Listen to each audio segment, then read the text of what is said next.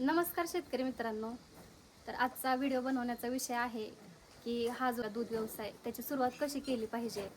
तर मला बरेच लोक विचारतात की ताई, तुम्ही या व्यवसायाची सुरुवात कशी केली होती किंवा या व्यवसायाची सुरुवात कशी केली पाहिजे ते एकदा सांगा. प्रत्येकाचा अनुभव हा वेगळा वेगळा असू शकतो. प्रत्येकाची काम करण्याची पद्धत किंवा प्रत्येकाचं नियोजन वेगवेगळं असतं. तर मी माझा वैयक्तिक जो अनुभव आहे तो तुमच्यासोबत शेअर करणार आहे. ज्यांना पटेल त्यांनी घेऊ शकता, ज्यांना नाही पटेल त्यांना काही प्रॉब्लेम नाही. खरं तर काय होतं की या व्यवसायाची सुरुवातच योग्य होणं गरजेचं असतं. काही लोक काय करतात, त्यांना व्यवसायाची सुरुवात करायची असते त्यावेळी लोक काय करतात की एकदम कर्ज काढतात. मग गोठा बांधायला कर्ज काढून बांधतात.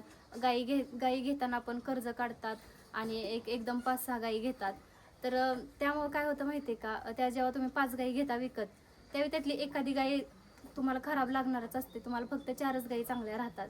तर तिथं जे एका गाईचे पैसे तुमच्या अंगावरती उरतात, त्यानंतर आणलेल्या ज्या सगळ्या गायी आहेत त्या एकदमच म्हणजे एका वेळेस येतात आणि सुरुवातीला तुमचं दूध वगैरे चांगलं जातं.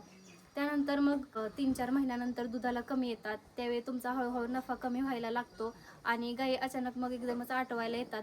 त्यामुळे मग सगळ्या गायी एकदमच आटवायला आल्या की मग तुम्हाला त्याच्यातून काहीच उरत नाही. तुम्हाला तुमच्या स्वखर्चातून त्या गायींना सांभाळावं लागतं आणि मग यामुळं काय होतं, तुमचे स्वतःचे पैसे खर्च व्हायला लागले की मग याच्यातून मानसिकता तुमची खराब होत जाते आणि मग हा व्यवसाय परवडत नाही.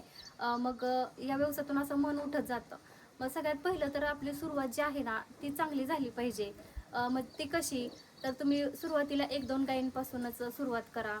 तुम्हाला जसं जसा अनुभव येईल तसं तसं तुम्ही गायी वाढवत जा किंवा तुमचं गोठ्याचं काम असेल ते तुम्ही असं वाढवत जा. अचानकच जर तुम्ही सगळं केलं आणि त्याच्यातून जर तुम्हाला असे अनुभव यायला लागले तर मग तिथंच मानसिकता खचून जाते. मग हा व्यवसाय पुढं वाढवायचा नाही वाढवायचा, तिथंच तुमचं नियोजन फसतं.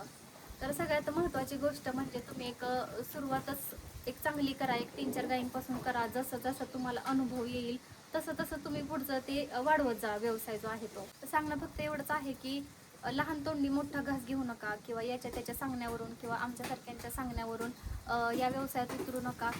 तुम्ही सुरुवात लहानच करा, पण तुम्हाला जो अनुभव आहे तो तुम्ही स्वतः जेव्हा कष्ट कराल त्याच वेळी येणार आहे आणि तुमच्या कष्टातून येणारा अनुभव आहे ना तोच तुम्हाला पुढच्या वाटचालीस मदत करणार आहे.